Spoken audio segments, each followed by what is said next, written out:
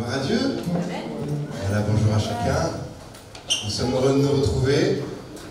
Aujourd'hui est un jour un petit peu particulier. Plusieurs fêtes. La fête des mamans.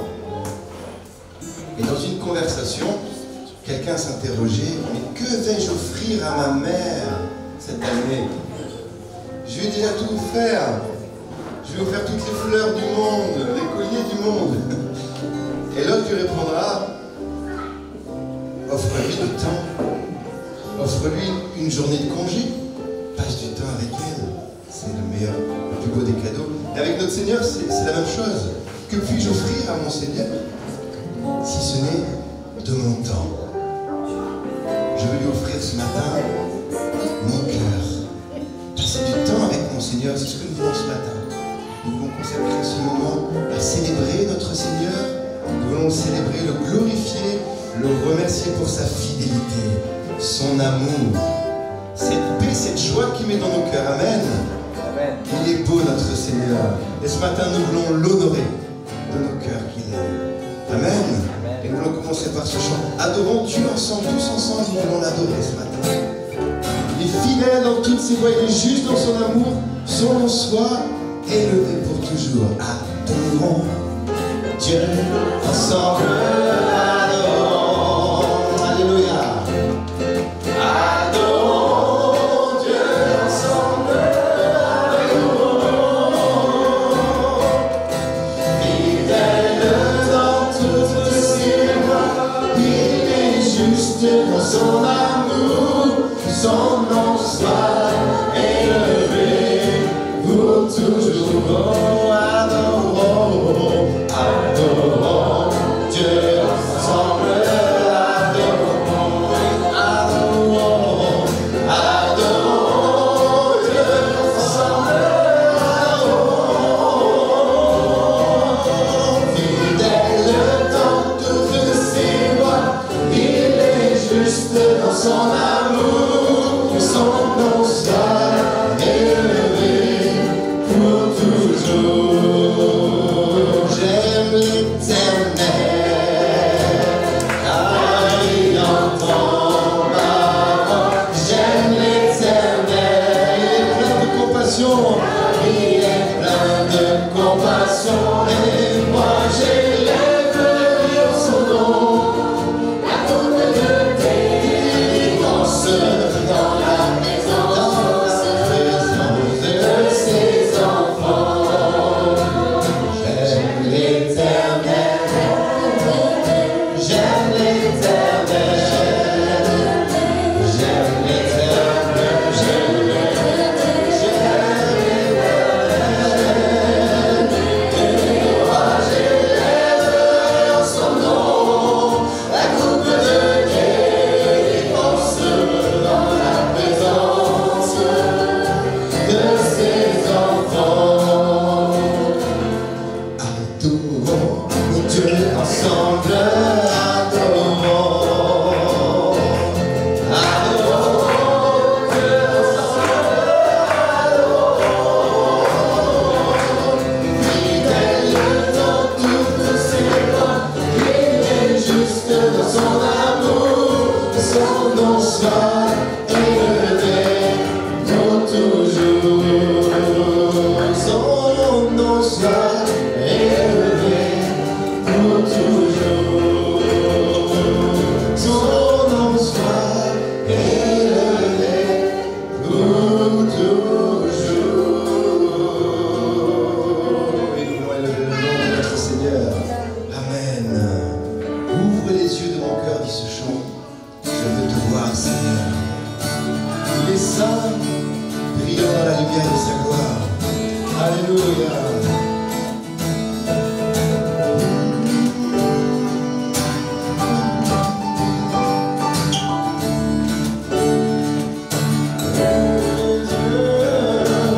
Ouvre les yeux de mon cœur,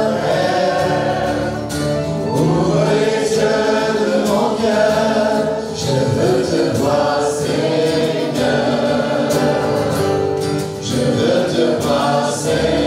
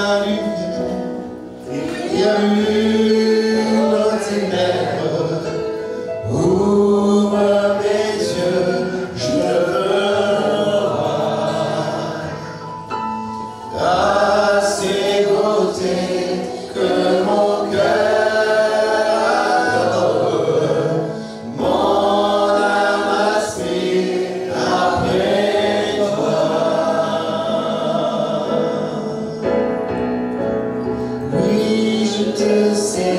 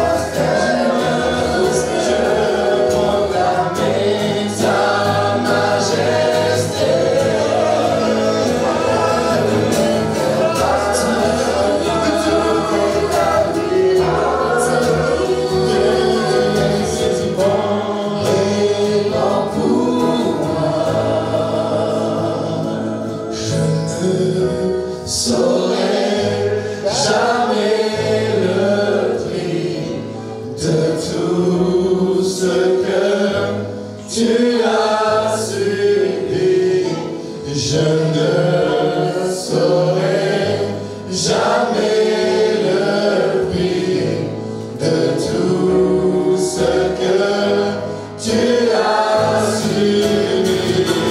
Je ne saurais jamais le prix de tout ce que tu as subi. Je ne saurais jamais le prix de tout ce que tu as subi. Je te célèbre et je me prosterne pour proclamer ta majesté. Toi, ton grâce, tout est admirable, que tu es si bon et grand pour moi. Oui, je te célèbre et je me prosterne. Je veux proclamer ta majesté. Toi, tout n'est que grâce, tout est admirable, que tu es si bon et grand pour moi. Oui, je te célèbre et je me prosterne. Je veux proclamer ta majesté. Toi, tout n'est que grâce, tout est admirable, que tu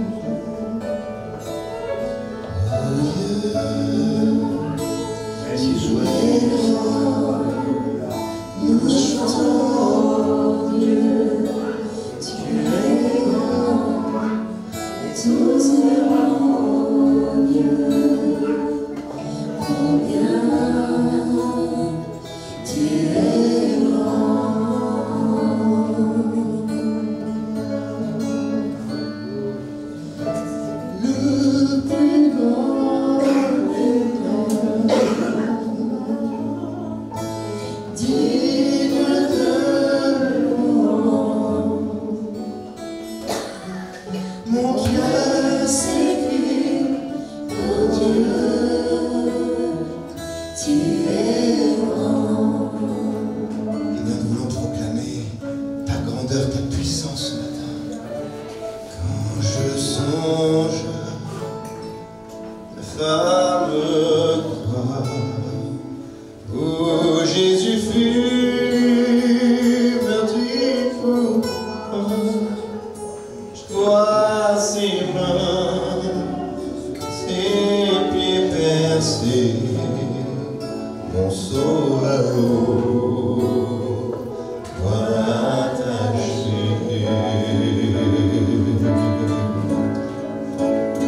Son collier de l'âme trempée dans le tombeau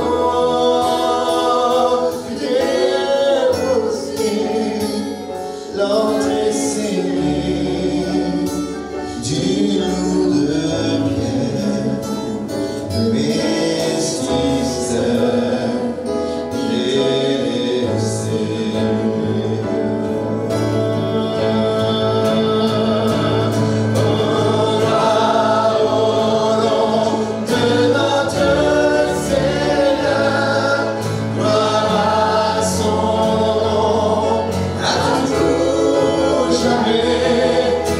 Chanterons sans fin des louanges, ô gloire à toi, ô Dieu.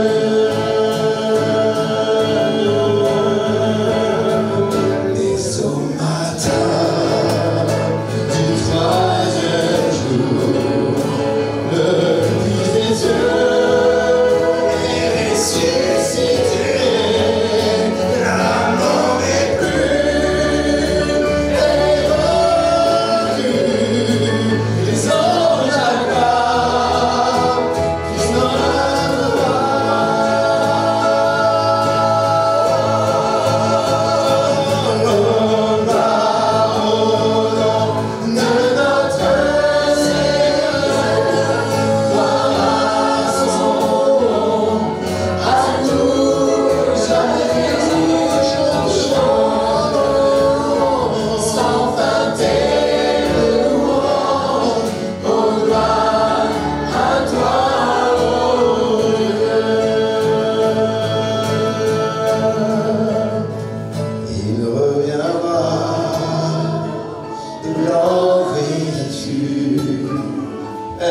C'est la nuit, notre Jésus, et je serai parmi les saints, car il verra sa gloire sans fin.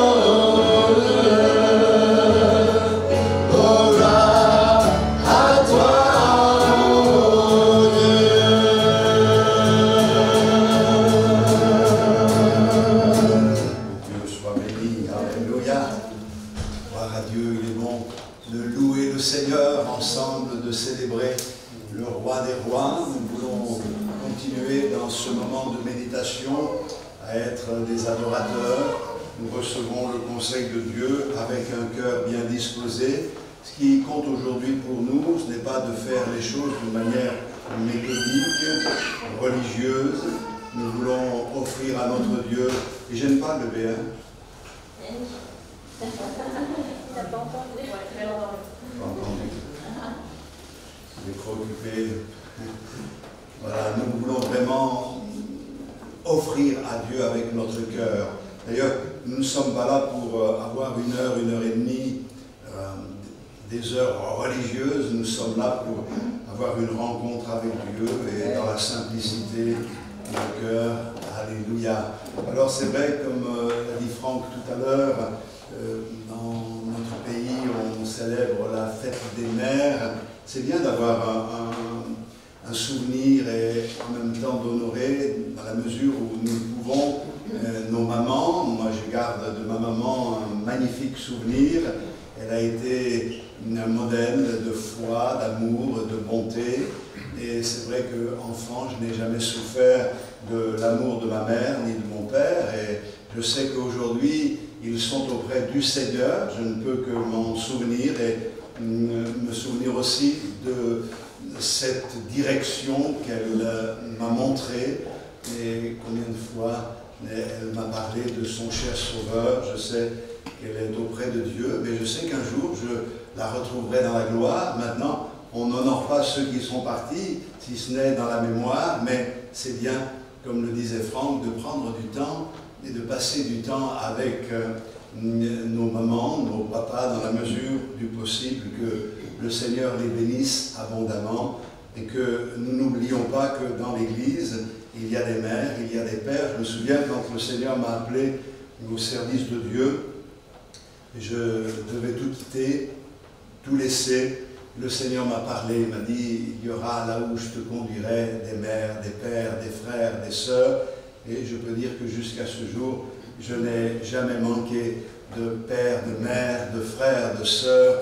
À Dieu soit toute la gloire. Mon père, ma mère, mon frère, ma sœur, ce sont ceux qui observent la parole de Dieu. Et c'est là un des messages que Jésus nous a laissés. J'ai souhaité pour ce jour vous parler d'une femme qui a été une mère et qui a été pour nous un exemple. Et cette femme de la Bible, c'est Marie. Alors, bien entendu, il est dommage qu'une femme comme Marie soit devenue l'objet de tant de superstitions et de cultes inappropriés. Je pense même que si elle pouvait voir ce que l'on est en train de faire, elle ne le peut pas, hein, mais si elle pouvait voir, eh bien, elle serait attristée, car jamais elle n'a souhaité être élevée, jamais elle n'a souhaité qu'on lui offre un culte. Bien au contraire, Marie a été cette femme qui a pu dire « Faites ce qu'il vous dira ». Ce n'est pas moi, c'est lui. Et elle a entendu Jésus lui rappeler « Sache qu'il faut que je m'occupe des affaires de mon Père ». Alors partout, on élève le nom de Marie, on parle de ses apparitions partout. Il y a des références à Marie. D'ailleurs, ce que l'on appelle le nouveau catéchisme de l'Église catholique romaine, qui est apparu en 1992, affirme que Marie donne le salut, qu'elle est corporellement montée au ciel, qu'elle est justement la reine de l'univers, mais tout cela n'est pas dans la parole de Dieu. Alors je comprends que dans les milieux évangéliques, nous soyons un petit peu frileux parce que par opposition, on veut fermer la porte, on a même du mal quelquefois à parler de Marie, à entendre parler de Marie, mais ce que je vais vous dire de Marie se trouve dans la Bible. Et nous ne devons pas par opposition penser qu'il ne faut jamais en parler, qu'elle n'a rien à nous apporter, puisque les exemples qui nous sont donnés dans la Bible nous sont donnés pour que nous puissions comprendre quel est le désir du Seigneur pour chacun d'entre nous. Bien sûr, il ne s'agit pas pour nous d'offrir à Marie un culte, puisqu'elle est parmi tous les êtres qui ont vécu sur la terre. Elle est morte, et je sais qu'elle est auprès du Seigneur, mais elle n'interfère pas entre le ciel et la terre. Le seul médiateur entre Dieu et les hommes, c'est Jésus-Christ. Et dans la Bible, il est dit, tu n'auras pas d'autre Dieu devant ma face. Notre Dieu, c'est l'Éternel. Et quand on lit dans le livre de Jérémie, on voit qu'il y a eu beaucoup d'idolâtrie parmi le peuple d'Israël en particulier. Et maintenant, dans le monde entier, aujourd'hui, nous ne voulons pas tomber dans ces travers. Nous sommes là pour élever notre Seigneur. Mais que ce soit Marie, Déborah, d'autres femmes de la Bible, elles ont quelque chose à nous transmettre. D'ailleurs, je peux prendre cet exemple très simple, c'est que Marie a été choisie, elle a été mise à part, et l'Esprit de Dieu, le Saint-Esprit, la troisième personne de la Trinité est venue, l'a couvert de son ombre pour former en son sein Jésus-Christ. Alors, ça c'est un miracle extraordinaire, mais l'Église de Jésus, à l'image de Marie, est cette femme, entre guillemets, qui a été mise à part. Et l'Esprit de Dieu agit dans l'Église pour former en son sein Jésus-Christ. Finalement, et je crois que c'est une belle image, le rôle du Saint-Esprit, c'est de former en nous Jésus-Christ, le Sauveur. Donc, en Marie, nous avons un exemple remarquable, un exemple de piété. Elle n'est pas une déesse, elle n'est pas co-rédemptrice. Non, ça, c'est pas écrit dans la Bible. Et nous ne pouvons pas forcer les Écritures pour lui faire dire ou leur faire dire ce que les Écritures ne disent pas. Il faut se limiter à ce qui est écrit, car je crois que le problème de toutes les religions, c'est qu'on va au-delà de ce qui est écrit et on tombe dans toutes sortes de pièges. La vocation de Marie a été annoncée depuis longtemps. D'ailleurs, dans le livre du prophète Ésaïe, 750 ans avant la venue de Jésus, nous trouvons au chapitre 7 et le verset 14, il est dit ceci, « C'est pourquoi le Seigneur lui-même vous donnera un signe. Voici, la jeune fille deviendra enceinte, elle enfantera un fils, elle lui donnera le nom d'Emmanuel. » Emmanuel, c'est le prénom qui a été donné à Jésus et qui veut dire « Dieu avec nous ». Il est dit « la jeune fille ». Et quand on regarde le mot hébreu, jeune fille, Alma, désigne une jeune fille vierge.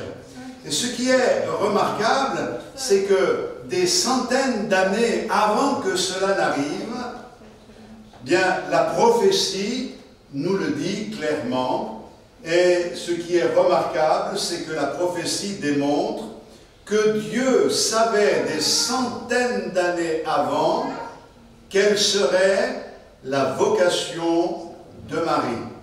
Et pour nous, ça nous enseigne aussi, car avec Dieu, il n'y a pas de hasard. Nous sommes venus à la connaissance du salut par la miséricorde et la grâce de notre Seigneur. Mais nous devons comprendre que, avant même que nous ne venions au Seigneur, il y avait un plan de Dieu pour chacun d'entre nous. Je crois que Dieu a une vocation pour nous, et cette vocation, il l'a déjà souhaitée bien avant que nous ne naissions. La Bible nous dit qu'il a préparé des œuvres d'avance afin que nous les pratiquions. Cependant, il n'y a pas d'accomplissement automatique de cette vocation que Dieu a pour nous, c'est pas automatique. Il faut que la vocation, le désir de Dieu pour nous, ce qu'il a prévu pour nous, rencontre notre foi, cette foi qui va nous permettre de saisir le plan de Dieu. Nous pouvons passer à côté du plan de Dieu. Je crois que Dieu, c'est pas que je crois, c'est écrit, Dieu nous a tous prédestinés, bien avant la fondation du monde, à être semblables à son Fils. C'est ce qui est écrit. Ça veut dire que le désir de Dieu, c'est que tous les hommes soient sauvés, qu'ils deviennent semblables à Christ le Fils unique, et qu'ils accomplissent ces œuvres qu'il a préparées d'avance. Mais on voit que malgré ce désir, ce n'est pas automatique. Si les choses étaient automatiques, ça voudrait dire que l'homme ne serait pas libre de ses choix. Or, Dieu n'a jamais voulu que nous soyons des adorateurs par obligation. Dieu veut que nous choisissions de le suivre. Or, il y a beaucoup d'appelés et il y a peu d'élus. Ça ne veut pas dire qu'il y a une sélection que Dieu fait. Il y a peu d'élus parce que les élus, ce sont ceux qui ajoutent foi à cette vocation que le Seigneur a, ce désir de nous bénir. Pour cette raison, qu'on ne peut sauver personne par procuration. Chacun doit choisir devant le Seigneur. Pour cette raison qu'il est dit, en Israël, on donnait ce proverbe, les parents ont mangé des raisins verts et les dents des enfants en ont été agacées. Et le Seigneur dit, on ne dira plus cela en Israël. Chacun rendra compte à Dieu pour lui-même. C'est vrai qu'on pense qu'il y a des conséquences, et il y en a toujours. Si les parents ne se comportent pas bien, il y a des conséquences. On dit aujourd'hui, les parents boivent et les enfants trinquent. C'est une réalité. Mais, quant à la foi, chacun doit choisir. Il n'y a pas dans le projet de Dieu une famille qui consiste à avoir des enfants, des petits-enfants. Il y en a chez nous, hein, mais Dieu n'a pas de petits-enfants. C'est-à-dire qu'on n'est pas, parce que l'on est enfant de chrétien, automatiquement sauvé par ce que nos parents ont été sauvés. Dieu a que des enfants. Et la Bible nous dit qu'il est venu pour faire de nous ses fils. Alléluia. Alors, je vous dis ces choses pour que l'on comprenne bien, mais je vais revenir sur ce texte et je vais en prendre quelques éléments pour que nous puissions avancer dans notre compréhension concernant Marie. Il est dit au verset, on va lire d'ailleurs à partir du verset 39, du chapitre 1er de Luc, et je n'ai pas donné la référence, pardon, j'étais parti déjà, moi. L'évangile de Luc, chapitre 1er, verset 39, je vous ai parlé d'Ésaïe, mais pas de Luc. Hein. Il est dit ceci, verset 39, « Dans ce même temps, Marie se leva et s'en alla en hâte vers les montagnes dans une ville de Juda. Elle entra dans la maison de Zacharie, le salua et salua Élisabeth. Dès qu'Élisabeth entendit la salutation de Marie, son enfant tressaillit dans son sein et elle fut remplie du Saint-Esprit. Elle s'écria d'une voix forte, « Tu es bénie entre les femmes et le fruit de ton sein est béni. Comment m'est-il accordé que la mère de mon Seigneur vienne auprès de moi ? Car voici, aussitôt que la voix de ta salutation a frappé mon oreille, l'enfant a tressailli d'allégresse dans mon sein. Heureux celle qui a cru, parce que les choses qui lui ont été dites de la part du Seigneur auront leur accomplissement. » Et Marie dit, « Mon âme exalte le Seigneur et mon esprit se réjouit en Dieu, mon Sauveur, parce qu'il a jeté les yeux sur la bassesse de sa servante. Car voici désormais toutes les générations me diront bienheureuse. parce que le Tout-Puissant a fait pour moi de grandes choses. Son nom est saint, et sa miséricorde s'étend d'âge en âge sur ceux qui le craignent. Il a déployé la force de son bras, il a dispersé ceux qui avaient dans le cœur des pensées orgueilleuses, il a renversé les puissants de leur trône, et il a élevé les humbles. Il a rassasié de biens les affamés, et il a renvoyé les riches avides. Il a secouru Israël, son serviteur, et il s'est souvenu de sa miséricorde. Comme il l'avait dit à nos pères, envers Abraham et sa postérité pour toujours. Marie demeura avec Élisabeth environ 3 mois, puis elle retourna chez elle. J'arrête là la lecture, et bien sûr, dans ce texte, il y a beaucoup de choses concernant Marie, mais je reviens au verset 46. Et Marie dit, « Mon âme exalte le Seigneur, et mon esprit se réjouit en Dieu, mon Sauveur, parce qu'il a jeté les yeux sur la bassesse de sa servante. » C'est intéressant dans ce verset de constater que Marie est une femme qui est sauvée. C'est écrit, elle parle de Jésus comme son Sauveur, comme son Seigneur. Et c'est intéressant parce que si Marie a un Sauveur, c'est que contrairement à ce que l'on dit dans certaines religions aujourd'hui, c'est qu'elle a eu besoin d'être sauvée. Elle n'était pas comme Jésus qui, lui, la Bible le dit, était sans péché.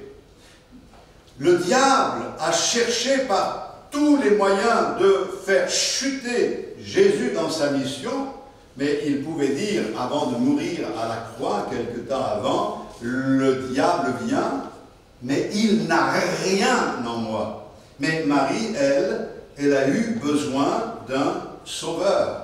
Contrairement à Jésus, c'était une pécheresse, et elle peut parler maintenant de Dieu comme son sauveur.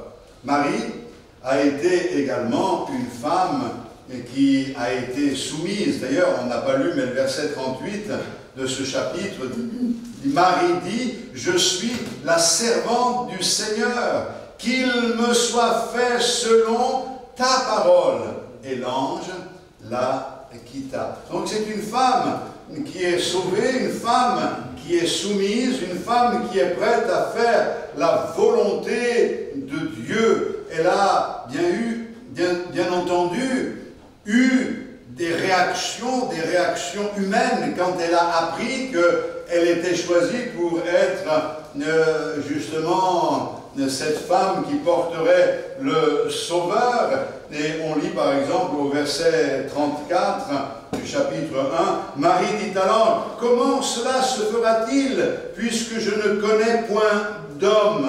Donc elle dit les choses clairement. L'ange lui répondit, le Saint-Esprit viendra sur toi et la puissance du Très-Haut te couvrira de son ombre. C'est pourquoi le Saint-Enfant qui naîtra de toi sera appelé Fils de Dieu. Elle ne voyait pas comment la promesse qui était faite par l'ange pouvait se réaliser. Quand l'ange la visite et lui dit « tu seras enceinte », elle dit « c'est pas possible, puisque je ne connais pas d'homme ». Connaître, ça ne veut pas dire qu'elle n'avait pas de connaissance. Elle était vierge, elle restait pure, et si elle était fiancée à Joseph, il est clair qu'elle conservait son corps, et comme le Seigneur l'avait établi dans sa parole, elle attendait le mariage, mais ce n'était pas encore quelque chose qui était décidé. Alors elle se pose toutes sortes de questions, et au verset 35, il est dit, le Saint-Esprit viendra sur toi, et la puissance du Très-Haut te couvrira de son ombre. Et il y a quelque chose d'extraordinaire. C'est pas possible, humainement parlant, c'est pas possible. Mais par le Saint-Esprit, ça devient possible.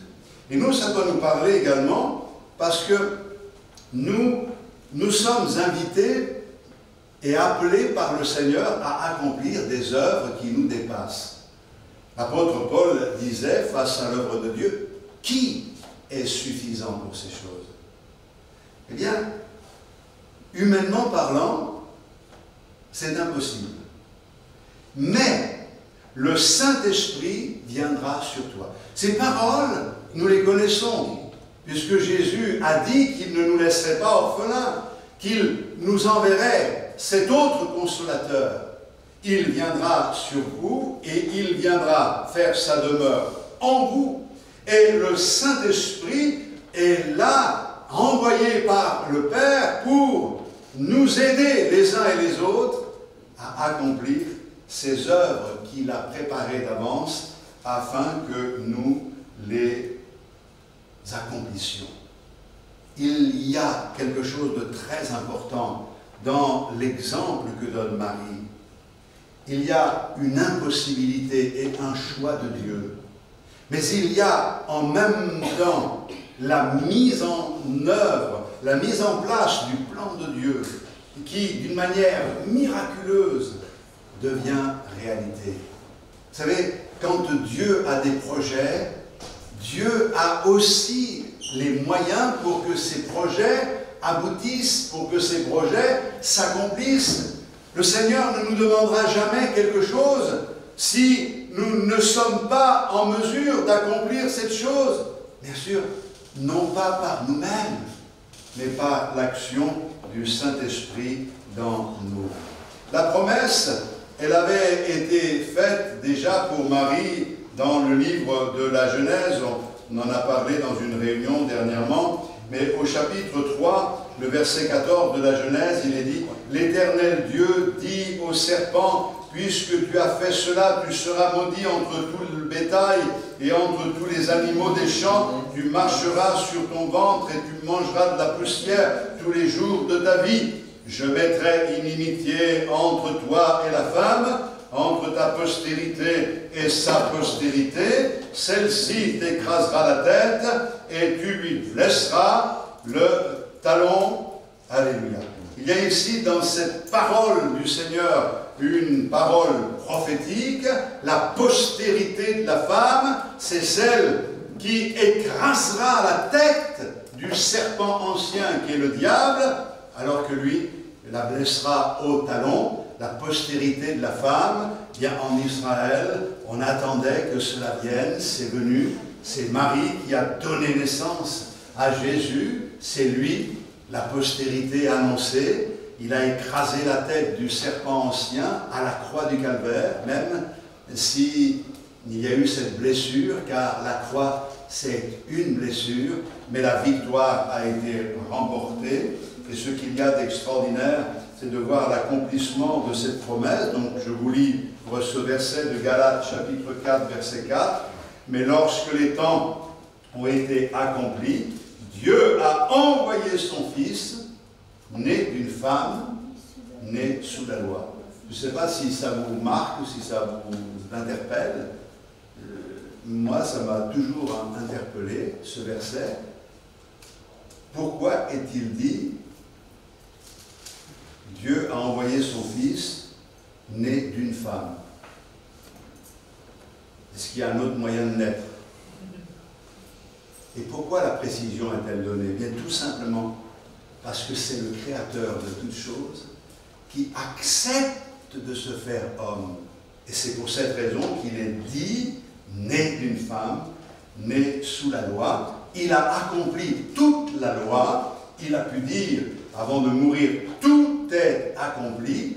Dans tous les domaines, il a fait la volonté de son Père. Alléluia. Puis, ce que l'on découvre de Marie, qui est intéressant, c'est le verset 39, quand, dans ce même temps, Marie se leva et s'en alla en hâte vers les montagnes, dans une ville de Juda. Elle entra dans la maison de Zacharie et salua Élisabeth. Dès qu'Élisabeth entendit les salutations de Marie, son enfant tressaillit dans son sein, et elle fut remplie du Saint-Esprit, elle s'écria d'une voix forte, tu es bénie entre les femmes et le fruit de ton sein est béni.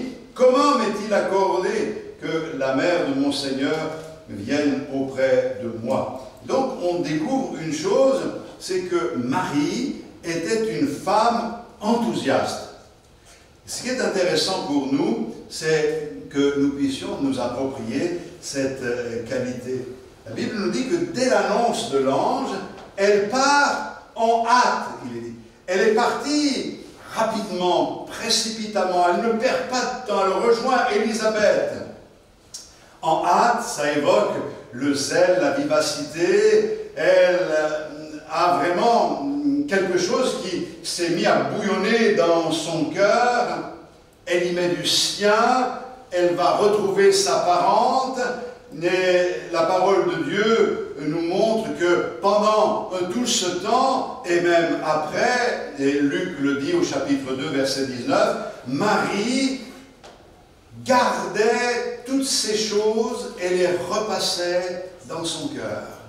Il y a quelque chose qu'elle avait reçu et elle ressassait, ruminait tout cela. C'est pas mauvais de ruminer, hein, de repasser ce que l'on a reçu de la part du Seigneur, de pouvoir vraiment l'assimiler, vraiment que ce que l'on a reçu de Dieu fasse partie intégrante de notre vie. Ce qui est impressionnant, c'est de voir qu'après leur rencontre, dès qu'ils se sont salués, il y a eu l'expression de leur joie, il y a eu de l'enthousiasme. Elles sont, Élisabeth et Marie, heureuses.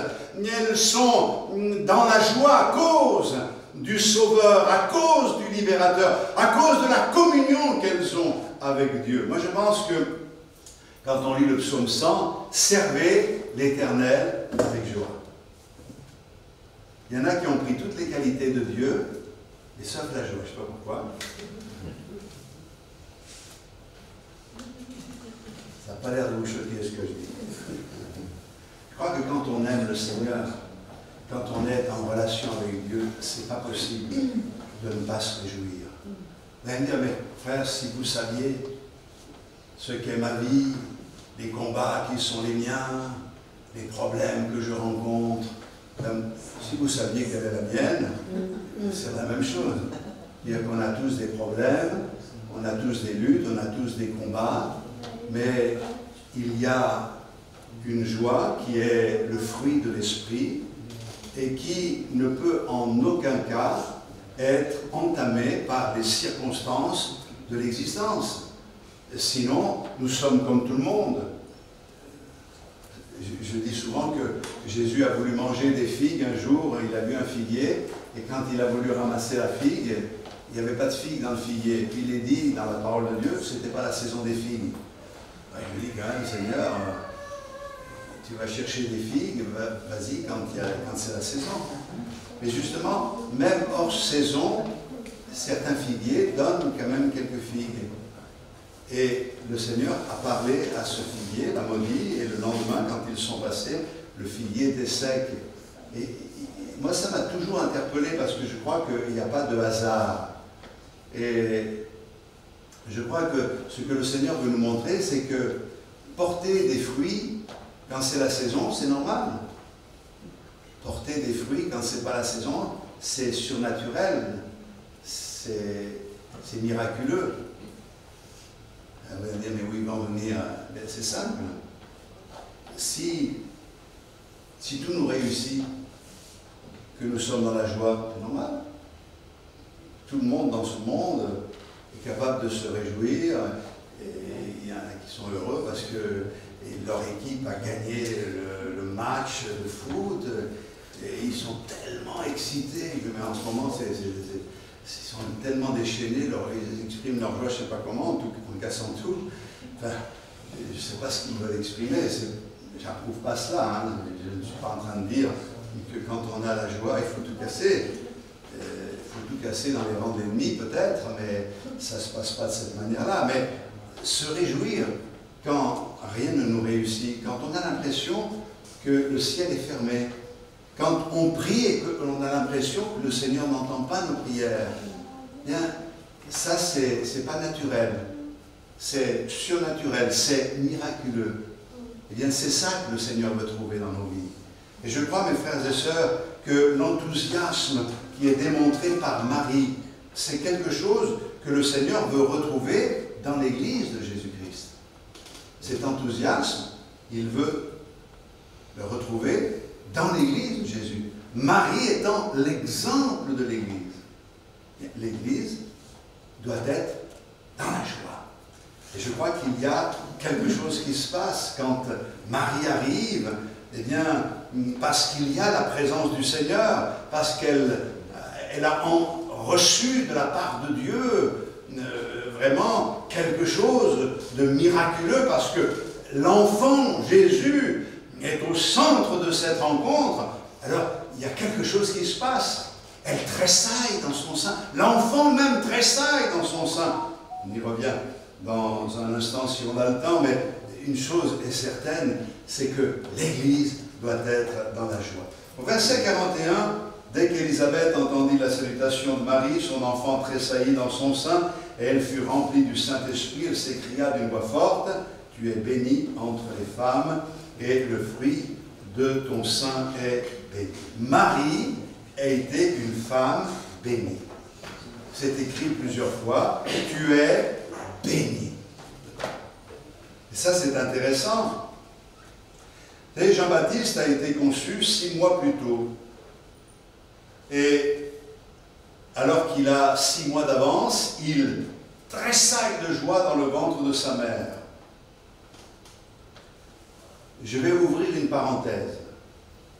Parce que c'est intéressant de voir que dans cette parenthèse, comment est qualifié le fœtus. Il est dit l'enfant. Ce qui veut dire que la vie commence à la conception et non pas à la naissance. Alors, comme quelquefois on me pose des questions, je ne veux pas rentrer dans des polémiques, mais lorsqu'il y a conception, tout doit mettre en œuvre pour que cette vie qui est voulue par Dieu, désirée par Dieu, puisse vraiment se développer de la bonne manière. Je ferme la parenthèse. Élisabeth est remplie du Saint-Esprit. Elle déclare, « Marie, tu es bénie entre toutes les femmes. » Elle a quelque chose de fort. Elle a une maturité spirituelle. Elle a vraiment un calibre spirituel. C'est vraiment une femme de Dieu. Elle était l'aînée. Elle aurait pu être jalouse. Elle aurait pu dire, « Ouais, pourquoi toi? Pourquoi pas moi? Il aurait été plus juste que ce soit moi, parce que je suis l'aîné. Pourquoi ça t'arrive à toi et pas à moi? » Mais non, on ne voit pas qu'elle rentre dans ces polémiques-là, dans ces discussions inutiles. Elle est pleine de reconnaissance au Seigneur. Elle sait se réjouir de la bénédiction que Dieu accorde à Marie. Et elle sait que le plan de Dieu est en train de se mettre en place. Elle est vraiment heureuse. Elle rend gloire au Seigneur. Nous aussi, nous devons, mes frères et sœurs, nous apprendre à nous réjouir du succès des autres.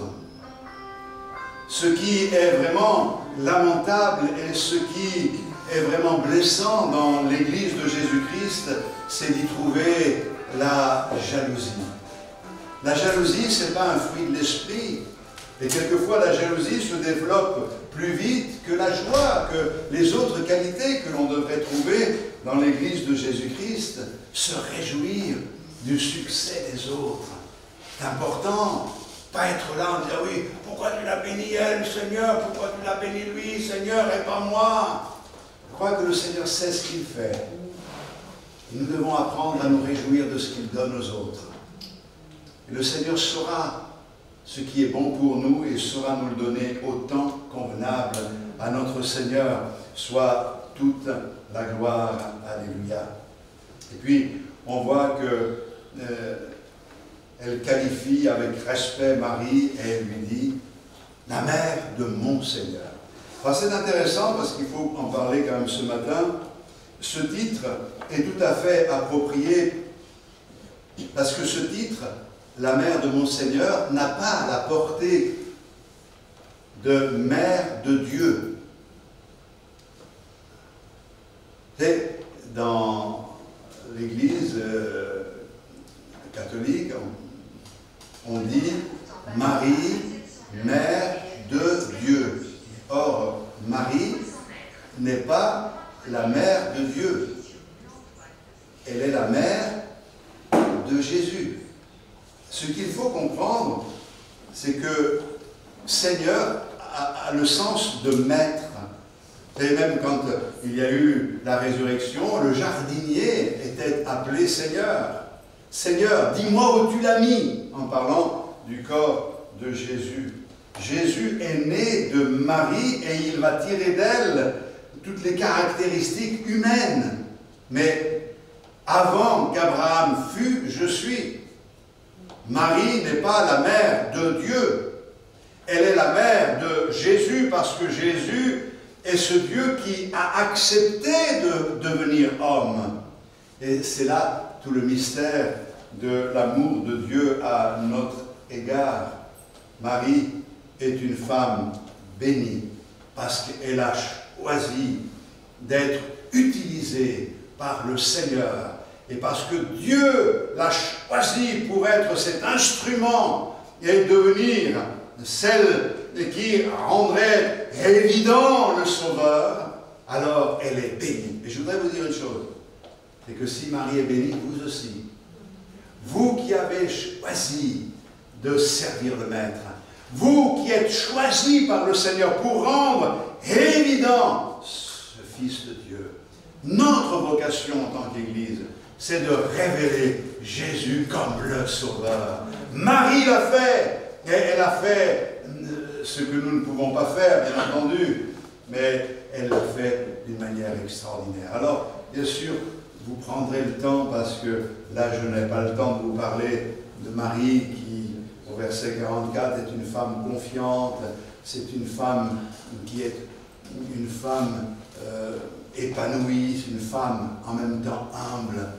Tu as daigné regarder à la bassesse de ta servante. Ce n'est pas quelqu'un qui se mettait en avant. On ne voit pas Marie qui cherche à se mettre en avant. Et le Seigneur a été à même de lui rappeler ces choses à l'occasion des noces de Cana. Femme, qu'y a-t-il entre toi et moi? Il y a une façon de parler peut-être qui nous étonne, mais il fallait que Marie réalise tout ce qu'elle avait ressassé dans son cœur était en train de s'accomplir, et Marie va se reprendre et elle va dire au serviteur, faites ce qu'il vous dira. Finalement, c'est là le message que Marie laisse sur notre cœur, faites ce qu'il vous dira. Alors, je vais passer sur toutes les qualités qui sont écrites dans ces différents textes, mais il y a peut-être quelque chose que je voudrais souligner et qui, je pense est important. C'est dans le chapitre 2, verset 35. Voici ce que le Seigneur dit à Marie. C'est les paroles de Siméon. Et à toi-même, une épée te transpercera l'âme, afin que les pensées de beaucoup de cœurs soient dévoilées.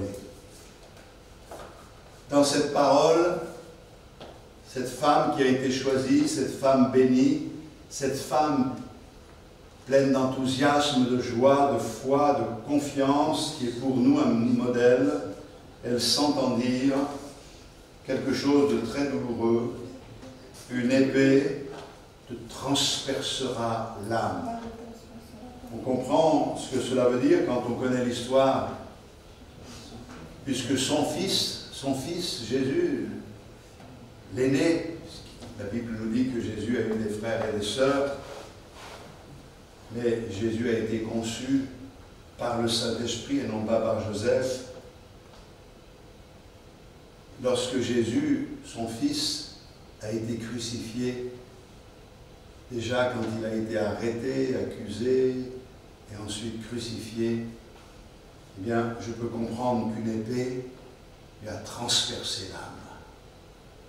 C'est vrai que quand nos proches sont touchés d'une manière ou d'une autre, qu'ils aient tort ou qu'ils aient raison, quand ils sont touchés, ça nous occasionne une blessure incroyable. Vous qui avez des enfants, vous pouvez comprendre ce que Marie a dû supporter à ce moment-là, mais il y a aussi pour nous quelque chose que nous devons savoir, c'est que cette souffrance a été annoncée pour la préparer, afin qu'elle ne soit pas complètement anéantie, mais qu'elle réalise que quelque chose de merveilleux était en train de se passer.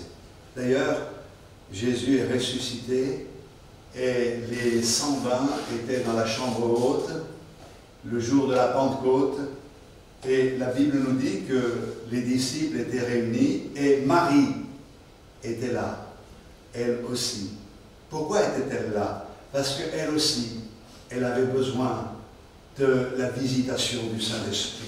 Elle avait besoin de recevoir cet autre consolateur. Elle avait besoin d'être remplie du Saint-Esprit. Le jour de la Pentecôte, ils ont tous été remplis du Saint-Esprit et Marie, comme les autres, a parlé en langue. Il s'est passé quelque chose de magnifique ce jour-là.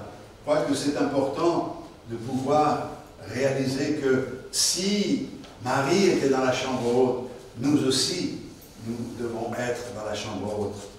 Nous devons chercher la face de Dieu pour être remplis du Saint-Esprit. Vous recevrez une puissance et vous serez mes témoins. Et ce que je dois quand même souligner est important. C'est que le Seigneur lui montre que même si elle a été choisie, même si elle a été mise à part, bien elle connaîtra cette épaisse, cette souffrance.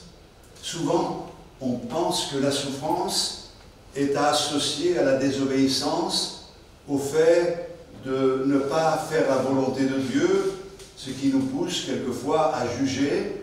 Les frères et sœurs, gardons-nous de juger ceux qui souffrent, car quelquefois la souffrance, elle est permise par Dieu, parce qu'il a quelque chose à accomplir au travers de la souffrance, parce que souvent, c'est par la souffrance que l'on réalise combien nous devons nous détacher de la confiance en l'homme et de placer notre confiance en Dieu. Mais nous aussi, nous avons besoin qu'une autre épée transperce notre âme. Et cette autre épée, c'est cette épée dont il est question dans l'Épître aux Hébreux au chapitre 4 et au verset 12, que la parole de Dieu est comme une épée tranchante, à double tranchant. Et c'est vrai qu'on a besoin que cette parole pénètre notre âme. Alors, je vais terminer ce moment de méditation en disant simplement ceci. Je veux que toute la parole soit pour moi une source de bénédiction.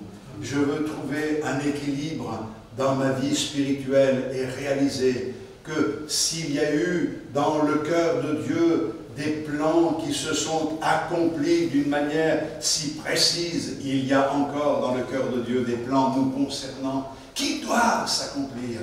Rien ne se fait sans la volonté de Dieu.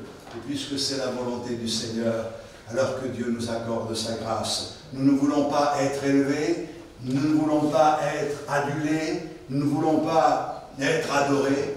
Nous savons que le seul digne d'adoration, c'est notre Seigneur. Alors, on a bien compris la leçon, l'exemple de la parole de Dieu est devant nous pour que nous puissions le suivre, que Dieu nous accorde à tous sa grâce et que puissions être épanouis dans notre vie spirituelle. À Dieu soit toute la gloire. Amen. Gloire à Dieu. Merci Seigneur. Tu es magnifique Seigneur et quand je réalise ce que dans ta parole tu nous as révélé, quand je mets cela en parallèle avec ma petite expérience, alors je ne peux que te louer, te bénir, car tu fais les choses en son temps, en ton temps, et ce que tu fais est parfait. Alors, Seigneur, quel bonheur de pouvoir nous en remettre à toi. Merci pour l'exemple de ta servante, Marie. Merci pour ce qu'elle a pu laisser comme modèle derrière elle. Et je sais qu'un jour, nous la retrouverons dans la gloire et avec elle, nous continuerons à te célébrer et à t'adorer. Mais en attendant ce jour, permets-nous d'entrer pleinement dans tes plans. Permets-nous de vivre pleinement la foi. Seigneur, que l'Esprit de Dieu agisse en nous, nous rende forts, qu'il vienne et qu'il développe en nous, Seigneur, ce que tu es. Seigneur, comme disait l'apôtre Paul, que ce qui compte pour lui, c'est Christ en lui. Christ en lui, c'est l'espérance de la gloire. Christ en nous, c'est l'espérance de la gloire. Ce n'est plus nous qui vivons, c'est Christ qui vit en nous, par le Saint-Esprit. Merci pour ce miracle. Seigneur, je veux donner gloire à ton nom. Et ce matin, nous voulons tous exprimer notre enthousiasme et notre joie de te connaître et de savoir que nos noms sont inscrits dans le livre de vie. À toi soit toute la gloire dans le nom de Jésus. Amen. À Dieu soit la gloire.